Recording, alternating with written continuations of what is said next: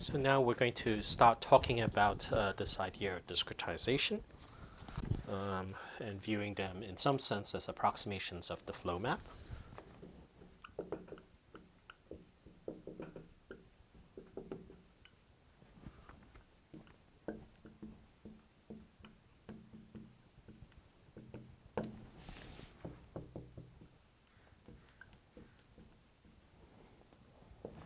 Okay, so when you discretize an ODE, one typically describes this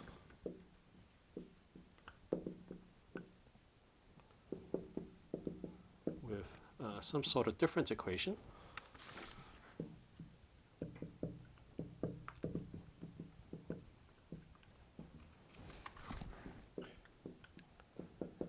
That approximates the evolution from time step to time step.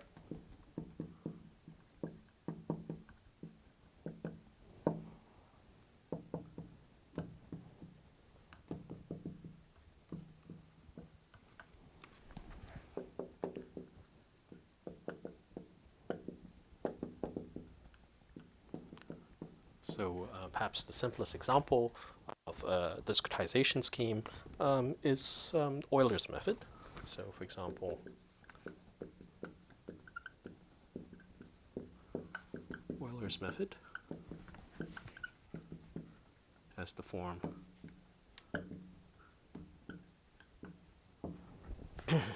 solution at the new time yn plus 1 is equal to solution at the previous time yn plus h times the vector field f evaluated at the previous time.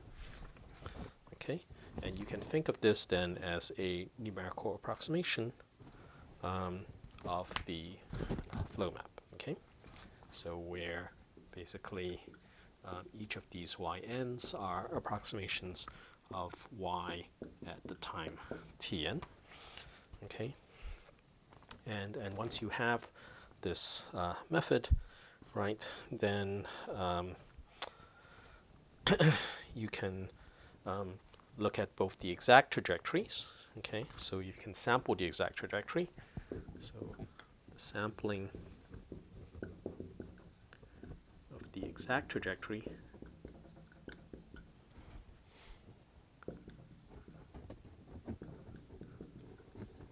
is given in terms of the exact flow map. Right, so y at tn plus 1, of course, is nothing more than the flow map with time step h applied to y at tn. Okay, and then the Euler method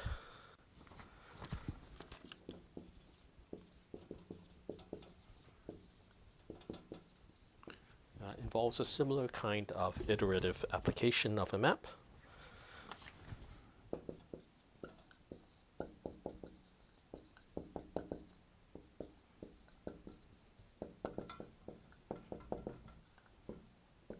Of the following kind of map. Okay, psi of h applied to y is nothing more than y plus h times f evaluated at y. Okay, and you can think of this psi as being an approximation of the flow map phi. Okay.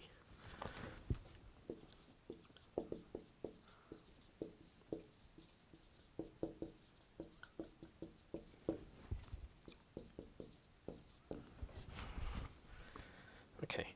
So one thing it's like which is worth mentioning then is that unlike the exact flow map, which has this semi-group property which we talked about, in general the numerical approximations, these what are going to be called one-step methods, don't necessarily satisfy this one-parameter group property.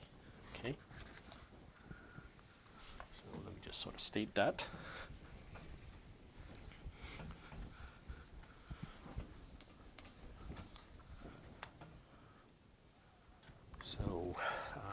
So in particular, the Euler method, which induces this psi map, okay,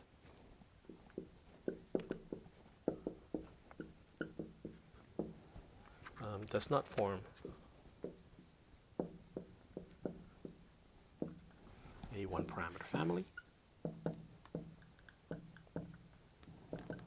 Well, more precisely, it doesn't form a one-parameter group. Okay, since the composition of the Euler method with two different time steps is in general not equal to the sort of Euler method applied with the sum of those time steps. Okay, and indeed, even if the time steps were the same, you don't necessarily, it's like have this equality.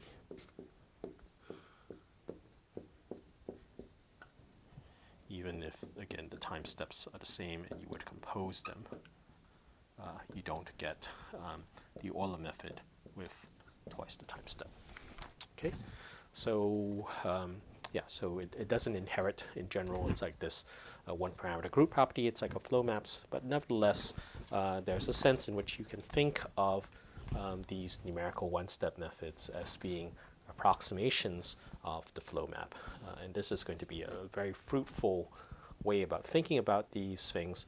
And one other thing, of course, you might ask is, well, how do you actually write down the flow maps? So the remark is that the exact flow map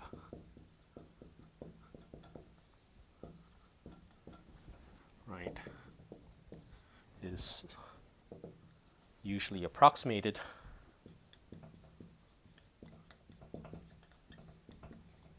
and you can approximate it to arbitrarily high order.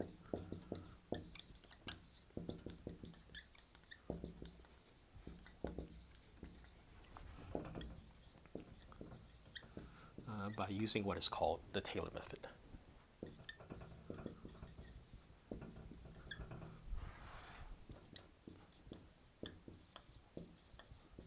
And so we'll talk about that, particularly in the context of error analysis as we go.